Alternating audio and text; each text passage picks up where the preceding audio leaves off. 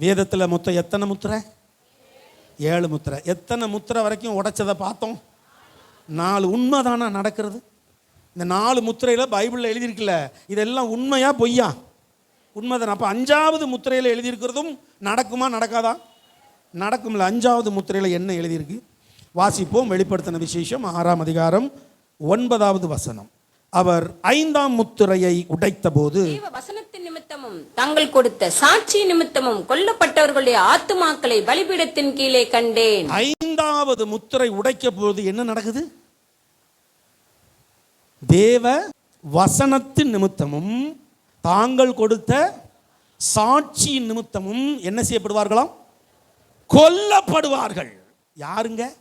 யாரு? உலக மனிதர்களா?